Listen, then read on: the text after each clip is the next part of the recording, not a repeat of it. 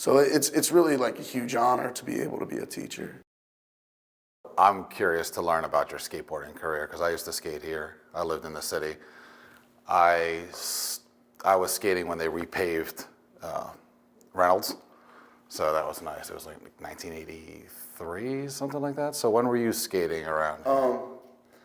Yeah, Reynolds was a huge spot for a lot of kids in the city. Not 1983. Nah. I saw, like, I try to keep it consistent with, like, the things people ask me about how you get started and everything. And,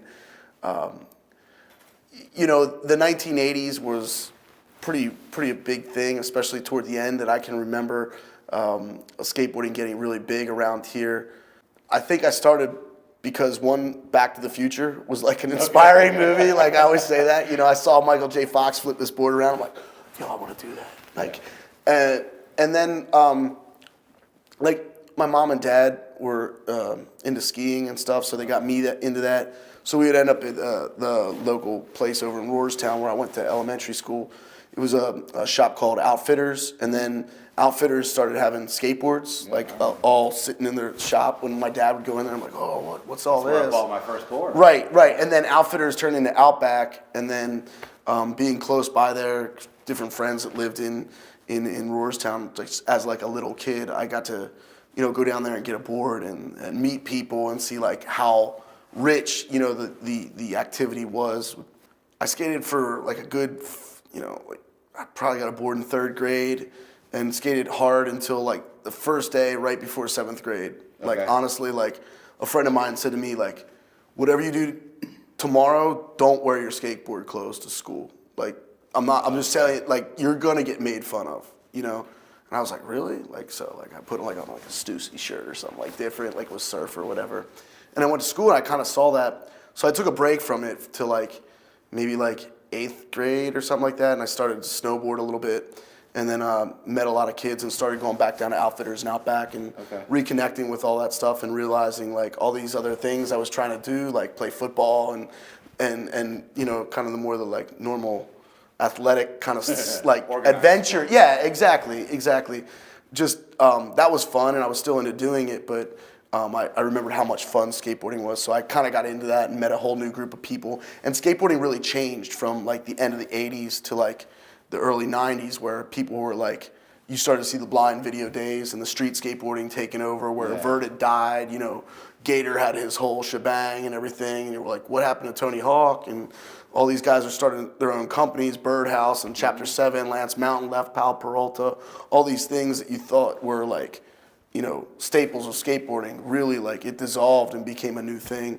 And that's where I really started getting way more into it. Like in the 80s, I'm glad I had that opportunity, but I wasn't able to go to like a different town or anything like that. Or maybe Outback would have like a contest or something, and we'd see that, and you'd see guys come and they're like, oh, this guy's sponsored or whatever. And like, oh, you'd see him do tricks or something you never saw before, but you never got around. In the 90s, when I got into like, you know, being a teenager, then it was like, skate parks started to come around a little bit more. Like I think I was in the end of my 9th grade year, Jim Tesner started Spunk Skateboard Park, and that allowed me to move from like just skateboarding in like James White parking lot or something like that to having like actual ramps and like bigger challenges to go like learn more about. So you were more like a street skater than like a... Oh, absolutely. Just I mean, that was all there really was to it, and that was what was kind of seen as like skateboarding, as open and creative as it can be, sometimes can be very like also, you know, this is the only way to do it. Like this is what a skateboarder looked like, especially in the 90s at that time.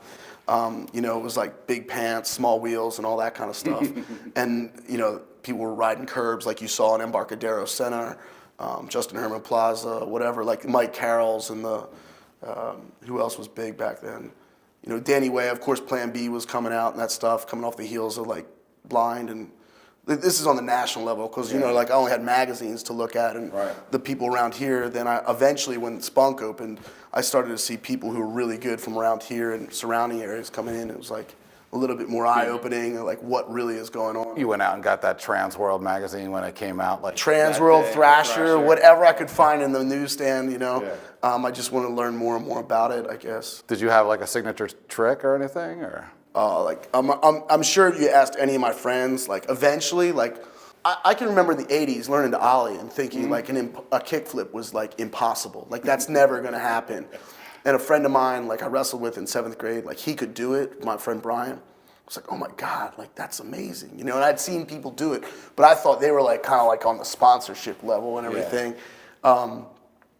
But then as I got older, like if you ask my friends right now, like what's Josh Parmer like good at or whatever, like they'll be like, he's gonna do a blunt kickflip every time. Okay. You know what I mean? Like it's almost like a joke, you know what I mean? But it's almost like Ed Templeton's gonna do an impossible or nose blunt slide. It's just, you got your bag of tricks you can go to, and then there's the ones you have to like work on. Now you got sponsored, right? Yeah, I was sponsored like by the shop originally because I worked for them, so they always tried to help me out with like contest fees or just, you know, here's a board, dude, like keep ripping or whatever. Or like a lot of times the manager would make a bet with me, like out here on Water Street, there's a gap, like, you know, you'd get arrested for skating or whatever, but like he said, if you backside flip it, I'll give you this like set of Costin shoes, like these S Costins that were just came out. So that was all, I wanted to do it anyway, so that was just like the little incentive I needed.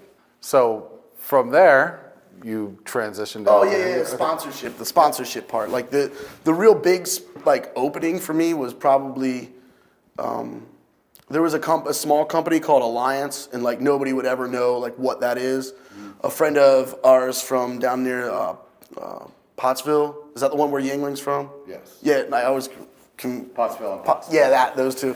Brian Mace started a company called Alliance, and a friend of mine, Brian Sieber, he was on a lot of other companies already, like Black Label and like goes on Anti-Hero and everything. Another kid, Wade Beaver from around here, got sponsored first by him, and they had already had like this name ring, you know, kind of throughout like all over. Like Chris Cole, he was the like 2-time skater of the year, like for Thrasher, like Sodi, like full blown, like only other person has that is Danny Way. Yeah. He was on that Alliance first too with me, and that I skated particularly pretty well. I don't even know that I placed, but I just kind of skated well in a contest later on after Spunk closed, Jim Tesner's company or park. More Skates. It was in East Petersburg. They started a park up in Rappo Township, and it drew in just like Spunk did. A lot of people from not only this area but surrounding areas, being an indoor park where it was warm to skate in the wintertime, and it was just a pretty big hub. Again, because there was a lot of big names from around here, not myself, but like Brian and Chad Kramer, and they were killing it and kind of just helped me along. And eventually I got sponsored by Alliance. That led to just some other small sponsors later on, but I remember I quit Alliance just because it's kind of funny. One day, like, the owner pulled me aside and said, like, you know, you're really skating well and everything, and I want to keep trying to get you some help and everything. I want to get you a shoe sponsor. I have some connections at Vans. I don't know what you think about that, but I want to let you know, like, Chris Cole's my main guy. I want to keep, you know, him first. Like, I want to make sure he gets where he needs to be.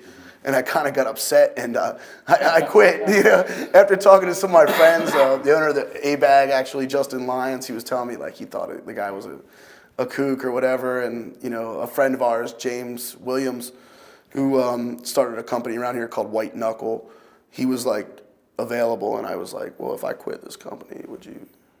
And then I rode for them for a little bit, but people kind of like made fun of that company, even though they had some cool riders, my friend Tad and other people, but.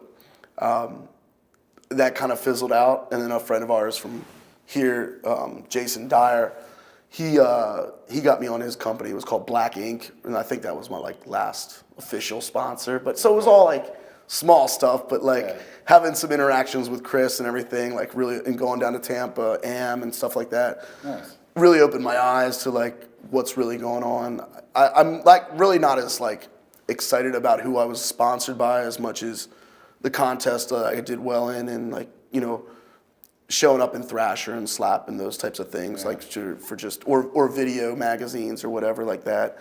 What are you doing now? I'm a teacher. I work at school district in Lancaster, so I did all that for a while. You know, being like a wild kid, like, you know, my friends are getting big sponsorships, and maybe I can do it. So I started out as like a substitute teacher after like playing the safe game. Yeah. And going to college for like 4 years.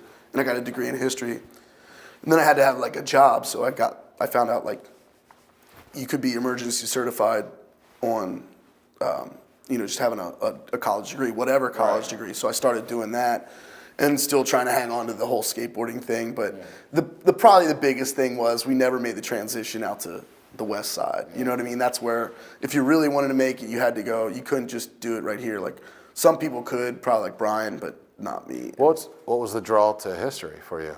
I always liked history. At the end of my sophomore year, like that's where I had the most credits, and I also wanted to major in history. My parents wanted me to major in business, but I just couldn't see it at the time. And so, as I was getting into history, I was also like, college was a time not only for like intellectual like growth for me, it was also kind of like spiritual growth in a way. Like I started like going to these missionaries' Bible studies because it was like free.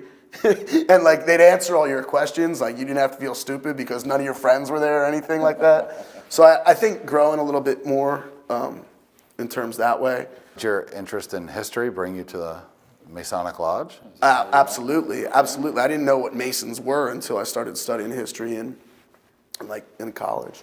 That's where I probably first started to hear about it, and then I heard all kinds of things for a long time. And who did you ask to become a Mason?